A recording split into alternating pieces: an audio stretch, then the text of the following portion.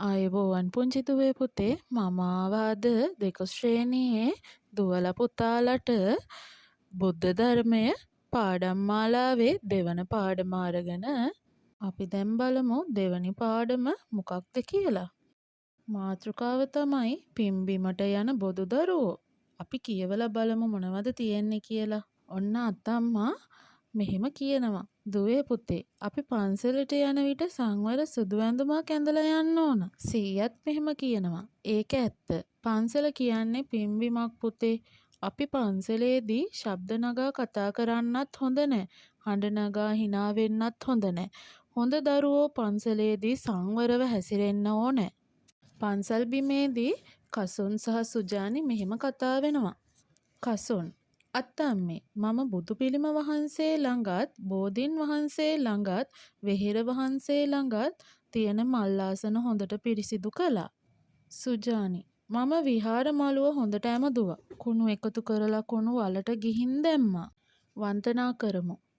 සීයා අපි පිළිවෙලින් වේර වහන්සේටත් බෝධීන් වහන්සේටත් පිළිම වහන්සේටත් මල් පහන් පූජා කරමු.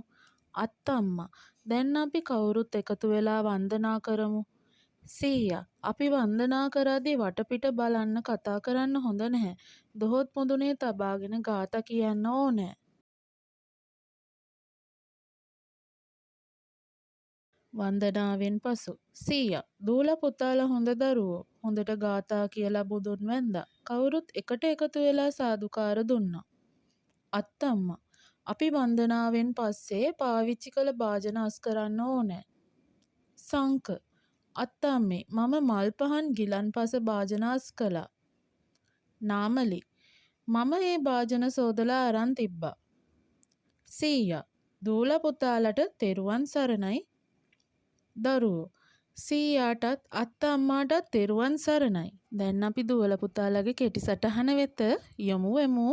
බලන්න දුවේ පුතේ මේ සටහන මගින් ඔයාලගේ ජීවිතේට ලොකු දෙයක් ලබා ගන්න පුළුවන්. පන්සලකට හෝ අසපුවකට යෑමට පෙර කොහොමද සැරසෙන්න ඕනේ කියලා මේකේ දීලා තියෙනවා. අපි බලමු දැන් මේක කියවලා. ඉස්සෙල්ලාම හොඳින්ම දියනා ගන්න ඕනේ. ඒ වගේම සුදු ඇඳුම් අඳින්න ඕනේ. සුදු ඇඳුම් අඳිනකොට ඒ සංවර සුදු ඇඳුමක් වෙන්න ඕනේ. ගැහැණු දරුවෝ නම් සුදු පැහැති ළමා සාරියත් එහෙම නැත්නම් දිග සුදු සායක් හෝ අත්දිග හැට්ටයක්කින් සැරසිය යුතුයි. පිරිමි දරුවෙක් නම් සුදු පැහැති ජාතික ඇඳුම හෝ සුදු දිග කලිසම හා අත්දිග කමිසයෙන් සැරසිය යුතුයි. කාන්තාවන් ඒ කියන්නේ අම්මා අත්තම්මා නැන්ද පුංචි අම්මා ඒ වගේ කට්ටිය සුදු පැහැති රෙද්ද හැට්ටේ හෝ සුදු පැහැති ඔසරියකින් සාරියකින් සැරසිය යුතුයි. පුරුෂයින් නම් ඒ කියන්නේ සීයා තාත්තා ඒ වගේ අය සුදු පැහැති ජාතික ඇඳුම හරි සුදු පැහැති සරම කමිසය හරි සුදු දිග කලිසම සහිත කමිසයක් හරි අඳින්න අවශ්‍යයි.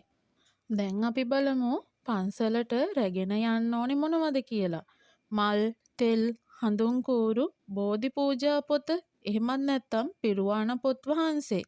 ඒ වගේම උදෑසන යනවා නම් කිරි ආහාර සහිත. එහෙමත් නැත්නම් දවල්ට යනවා නම් දහවල් දාණය. සවස් කාලේ නම් ගිලන්පස. සමග දැහැත් වට්ටියක් අරගෙන යෑම අත්‍යවශ්‍යයි. පන්සලකට හරි අසපුවකට හරි ඇතුල් වීමේදී අනුගමනය කළ යුතු වත්පිළිවෙත් මොනවද කියලා අපි බලමු. පළමුව තමාගේ පය පැළඳි පාවහන් යුගල ගලවා පසක තැබීම සහ හිස් ආවරණ ගලවා ගැනීම සිදු කළ යුතුයි. දැන් අපි බලමු බෝධි පූජාවකට සූදානම් වෙන්නේ කොහොමද කියලා. පළමුව මල් ආසනය සෝදා පිරිසිදු කරන්න ඕනේ. ඒ වගේම බෝ මළුව අමිදින්න ඕනේ. බෝධි පූජාවට අවශ්‍ය භාජන සෝදා වියලා ගන්නත් ඕනේ. බෝධි පූජා ද්‍රව්‍ය සකස් කර ගන්නත් ඕනේ. සුවඳ දුම් මල්ලල බෝධිය නහවලා බෝධි පූජා ද්‍රව්‍ය පූජා කරලා වන්දනා කරන්න අවශ්‍ය වෙනවා. දැන් අපි බලමු වන්දනා කරන්න අවශ්‍ය වෙන පිළිවෙල මොකක්ද කියලා. පළමුව සාදුකාරයක් දීම. දෙවනුව නමස්කාර පාඨය කීම. තෙවනුව තිසරණ සරණ යෑම. සිව්වෙනුව පංචශීලයේ සමාදන් වීම. පස්වෙනුව බුදුගුණ සිහි කිරීම. සය වෙනුව දහම් ගුණ සිහි කිරීම. හත් වෙනුව සංඝ ගුණ සිහි කිරීම. අට වෙනුව චෛත්‍ය හා බෝධීන් වහන්සේ වන්දනාව. නව වෙනුව මල් පහන් පූජාව.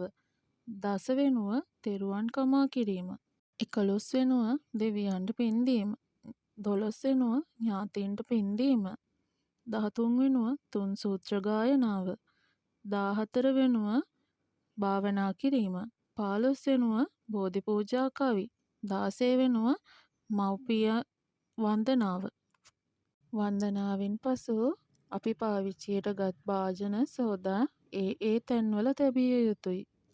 අපි දැන් පුතාලා දුවලාගේ පෙළ පොතේ සඳහන් වන ක්‍රියාකාරකම බලමු. ඒ හා සමගම ඒවට අදාළ පිළිතුරුත් බලමු. අපි නැවත අලුත් පාඩමකින් හමු වෙමු දුවේ පුතේ. ආයුබෝවන්. තෙරුවන් සරණයි. නමෝ බුද්ධාය. තවත් මෙවැනි අධ්‍යාපනික කරුණු දැන ගැනීමට සහ දිනපතා නැරඹීමට අවශ්‍ය නම් අපගේ channel එක subscribe කර bell icon එක click කරන්න.